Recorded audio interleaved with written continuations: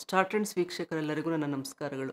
ಇವತ್ತು ನಾನು ಮಾತಾಡ್ತಾ ಇರೋವಂಥ ವಿಡಿಯೋ ಬಂದು ಚಂದ್ರಗ್ರಹಣದ ಬಗ್ಗೆ ಮಾತಾಡ್ತಾ ಇದ್ದೀನಿ. ಸೆಪ್ಟೆಂಬರ್ ತಿಂಗಳಲ್ಲಿ ನಡೀತಾ ಇರೋವಂಥ ಚಂದ್ರಗ್ರಹಣದ ಬಗ್ಗೆ ಮಾಹಿತಿ ಕೊಡ್ತೀನಿ.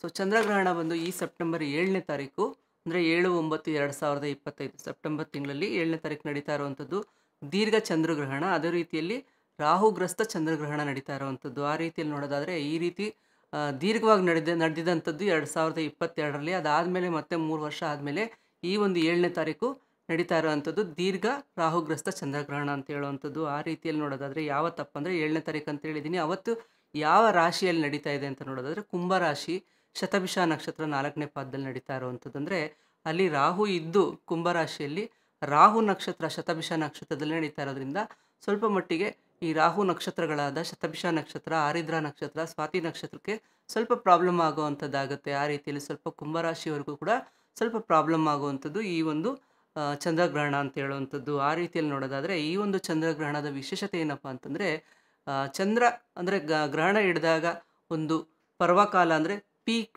ಟೈಮ್ ಅಂತ ನಾವು ಹೇಳ್ತೀವಿ. ಆ ಟೈಮಲ್ಲಿ ತುಂಬ ರೆಡ್ ಕಲರಲ್ಲಿ ಕಾಣಿಸ್ತಾನೆ ಅಂತ ಹೇಳುವಂಥದ್ದು. ಅದರಲ್ಲಿ ಬ್ಲಡ್ ಮೂನ್ ಅಂತ ಹೇಳ್ತೀವಿ, ರೆಡ್ ಮೂನ್ ಅಂತ ಹೇಳ್ತೀವಿ. ಚಂದ್ರ ಯಾವಾಗಲೂ ಬೆಳ್ಳಗಿರ್ತಾನೆ.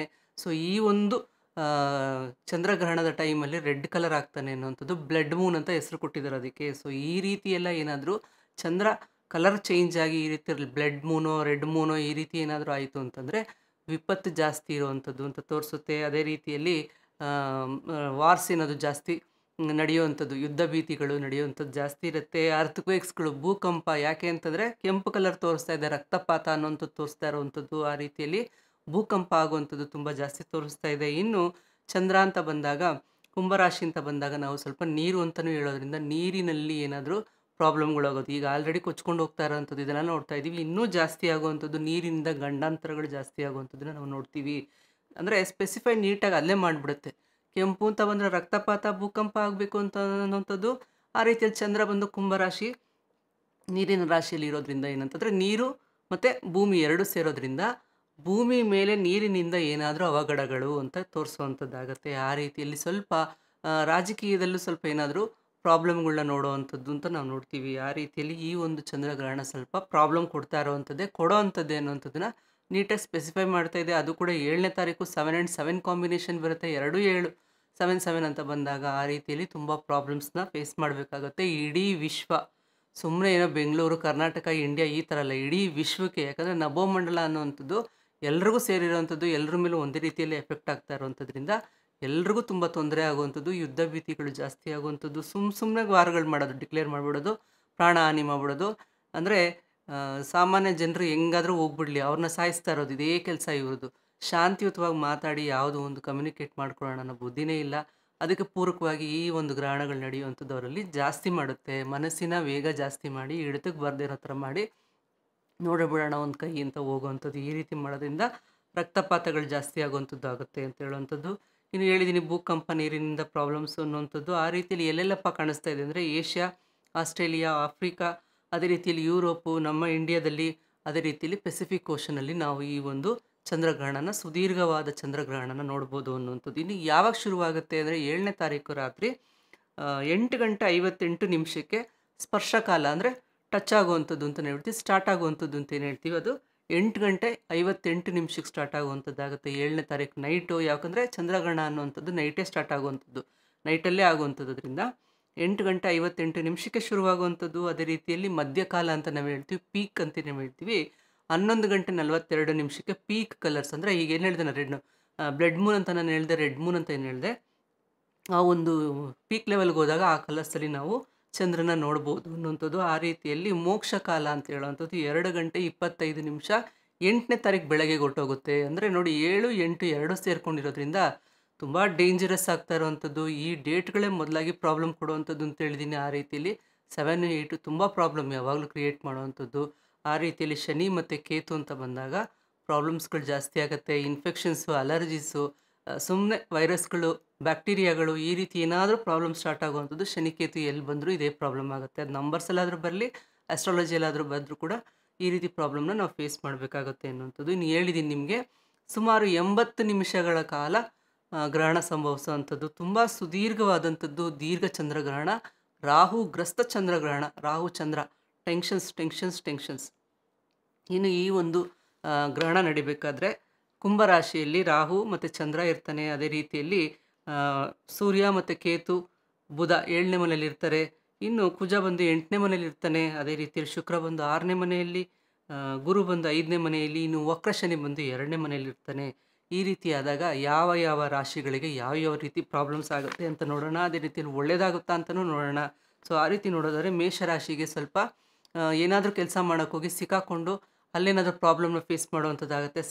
ತಾಳ್ಮೆ ಸಹನೆ ತುಂಬ ಮುಖ್ಯ ಆಗುತ್ತೆ. ನಿಮಗೆ ತಾಳ್ಮೆಯಿಂದ ಇರಿ ಅಂತ ಹೇಳ್ತೀನಿ. ಆ ರೀತಿಯಲ್ಲಿ ಕರ್ಕಾಟಕ ರಾಶಿಗೆ, ಸಿಂಹ ರಾಶಿಗೆ ಸ್ವಲ್ಪ ಫ್ಯಾಮ್ಲಿಗೆ ಮತ್ತು ನಿಮ್ಮ ಹೆಲ್ತ್ಗೆ ಒತ್ತು ಕೊಡಿ ಅಂತ ಹೇಳ್ತೀನಿ. ಆರೋಗ್ಯದ ಮೇಲೆ, ನಿಮ್ಮ ಒಂದು ಕುಟುಂಬದ ಮೇಲೆ ಪರಿಣಾಮ ಬೀರುವಂಥದ್ದಾಗುತ್ತೆ ಈ ಒಂದು ಗ್ರಹಣ. ಅದರಿಂದ ಸ್ವಲ್ಪ ಇಂಪಾರ್ಟೆನ್ಸ್ ಜಾಸ್ತಿ ಹೆಲ್ತ್ಗೆ, ಫ್ಯಾಮ್ಲಿಗೆ ಕೊಡಿ ಅಂತ ಹೇಳ್ತೀನಿ. ಇನ್ನು ಕನ್ಯಾ ರಾಶಿ, ತುಲಾ ರಾಶಿಯವರಿಗೆ ಅನ್ನೆಸೆಸರಿ ಮಾತಾಡೋವಂಥದ್ದು ಇರ್ಬೋದು, ಅಥವಾ ಅನ್ನೆಸೆಸರಿಯಾಗಿ ಸುಮ್ಮನೆ ಬೇಡದಿರೋ ಕಡೆಲ್ಲ ಮೂಗು ತೂರಿಸ್ಬಿಟ್ಟು ಸಿಕ್ಕಾಕೊಳ್ಳೋವಂಥದ್ದು, ಉಗಿಸ್ಕೊಳ್ಳೋವಂಥದ್ದು, ಈ ರೀತಿ ಆಗುವಂಥ ಚಾನ್ಸಸ್ ಜಾಸ್ತಿ ಇರುತ್ತೆ. ಎಲ್ಲಿ ಬೇಕು ಅಲ್ಲಷ್ಟು ಮಾತಾಡಿ, ಎಷ್ಟು ಬೇಕು ಅಷ್ಟೇ ಮಾತಾಡಿ ಅಂತ ಹೇಳ್ತೀನಿ. ನಿಮ್ಮ ಕೆರಿಯರ್ ಬಗ್ಗೆ ಫೋಕಸ್ ಮಾಡಿ. ಎರಡೆರಡು ರಾಶಿ ಯಾಕೆ ಹೇಳ್ತಾ ಇದ್ದೀನಿ ಅಂತಂದರೆ, ಎರಡು ರಾಶಿಗೂ ಸೇಮ್ ಅದೇ ತೋರಿಸ್ತಾ ಇರೋದ್ರಿಂದ ಸೊ ಒಂದೇ ಒಂದು ಇದನ್ನು ಹೇಳ್ತಾ ಇದ್ದೀನಿ ಎಲ್ರಿಗೂ, ಯಾವ ರಾಶಿಗೆ ಯಾವ್ಯಾವ ಥರ ಇರುತ್ತೆ ಅನ್ನುವಂಥದ್ದು.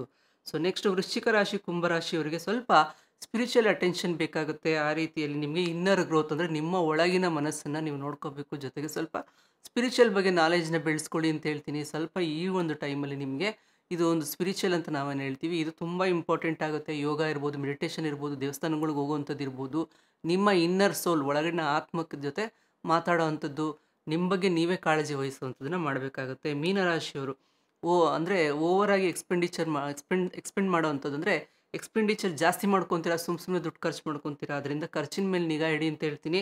ಸ್ವಲ್ಪ ಮಟ್ಟಿಗೆ ಮೀನರಾಶಿಯವ್ರ ದುಡ್ಡು ಜಾಸ್ತಿ ಖರ್ಚಾಗುತ್ತೆ ಅನ್ನೋವಂಥದ್ದು. ಇನ್ನು ಮಿಥುನ ರಾಶಿಯವ್ರಿಗೆ ಅಂದರೆ ಅವಕಾಶದ ಬಾಗಿಲು ಓಪನ್ ಆಗುತ್ತೆ, ಆಪರ್ಚುನಿಟೀಸ್ ತುಂಬ ಓಪನ್ ಆಗುತ್ತೆ, ಸಕ್ಸಸ್ ಸಿಗುತ್ತೆ ನಿಮ್ಗೆ ಎಲ್ಲ ರೀತಿಯಲ್ಲೂ. ಪೆಂಡಿಂಗ್ ಕೆಲಸಗಳೇನಾದರೂ ಇದ್ರೆ ಖಂಡಿತವಾಗ್ಲೂ ಸಕ್ಸಸ್ ಆಗೋಕ್ಕೆ ಸ್ಟಾರ್ಟ್ ಆಗುತ್ತೆ. ನಿಮ್ಮ ಬುದ್ಧಿಗೆ ಬೆಲೆ ಬರುವಂಥ ಟೈಮ್ ಇದು.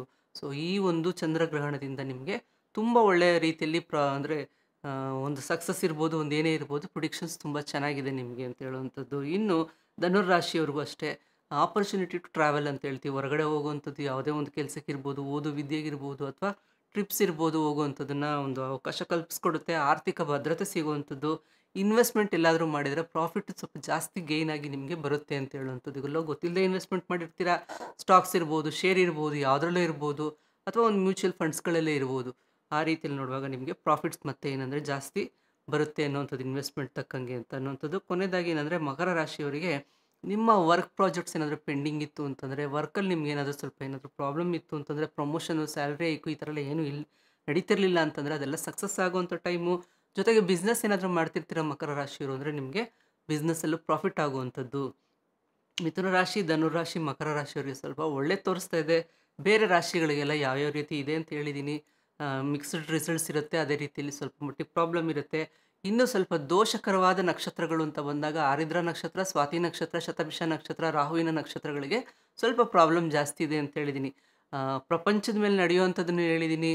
ಮನುಷ್ಯರಿಗೆ ಏನಂತಂದರೆ ಯಾವ್ಯಾವ ರಾಶಿಗೆ ಏನೇನು ನಡೆಯುತ್ತೆ ಅನ್ನೋಂಥದ್ದು ಹೇಳಿದ್ದೀನಿ. ಸೊ ಈ 7ನೇ ತಾರೀಕು ಮತ್ತು 8ನೇ ತಾರೀಕುವರೆಗೂ ಅದು ಎಕ್ಸ್ಪೆಂಡ್ ಆಗಿರೋವಂಥದ್ದು, ಅಂದರೆ ಎಕ್ಸ್ಪ್ಯಾಂಡ್ ಆಗಿರೋವಂಥದ್ದು 7ರಿಂದ 7ನೇ ತಾರೀಕು 8:58 8ನೇ ತಾರೀಕು ಬೆಳಗಿನ ಜಾವ 2:25ವರೆಗೂ ಎಕ್ಸ್ಪ್ಯಾಂಡ್ ಆಗಿರೋವಂಥದ್ದು. ಟೈಮ್ ಲಿಮಿಟ್ ಜಾಸ್ತಿ, ದೀರ್ಘ ಅಂತ ಹೇಳುವಂಥದ್ದು ಈ ಒಂದು ಚಂದ್ರಗ್ರಹಣ.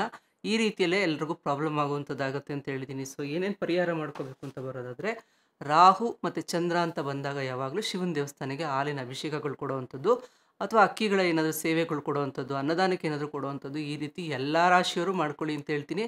ಅದರಲ್ಲೇ ಎಸ್ಪೆಷಲಿ ಈ ಒಂದು ಕುಂಭರಾಶಿಯವರು ಶತಭಿಷ, ಆರಿದ್ರ, ಸ್ವಾತಿ ಅಂತ ಏನು ಹೇಳಿದೆ, ಇವರಿಗೆ ಸ್ವಲ್ಪ ಜಾಸ್ತಿ ಅದರ ಪರಿಣಾಮ ಜಾಸ್ತಿ ಇರೋದ್ರಿಂದ ಇವರು ಖಂಡಿತವಾಗ್ಲೂ ಗ್ರಹಣ ಮುಗಿದ್ಮೇಲೆ ಶಿವನ ದೇವಸ್ಥಾನಕ್ಕೆ ಹೋಗಿ ನಿಮ್ಮ ಹೆಸರಲ್ಲಿ ಅರ್ಚನೆ ಮಾಡಿಸಿ, ಒಂದು ಹಾಲಿನ ಅಭಿಷೇಕಕ್ಕಿರ್ಬೋದು, ಅಥವಾ ಅಕ್ಕಿಯ ಒಂದು ಸೇವೆ ಇರ್ಬೋದು, ಅನ್ನದಾನಕ್ಕೆ ಸೇವೆ ಇರ್ಬೋದು, ಮಾಡಬೇಕು ಅಂತ ಹೇಳ್ತೀನಿ. ಆ ರೀತಿಯಲ್ಲಿ ಎಲ್ಲ ರಾಶಿಯವರು ಇದೇ ಪರಿಹಾರನ ಮಾಡ್ಕೋಬೇಕು ಅಂತ ಹೇಳ್ತೀನಿ. ಸೊ ಮತ್ತಷ್ಟು ವಿಷಯದೊಂದಿಗೆ ನಿಮ್ಮನ್ನೆಲ್ಲರನ್ನೂ ಭೇಟಿ ಆಗ್ತೀನಿ. ಅಲ್ಲಿವರೆಗೂ ಎಲ್ರಿಗೂ ಒಳ್ಳೆಯದಾಗಲಿ ಅಂತ ಹೇಳ್ತೀನಿ. ನಮಸ್ತೆ.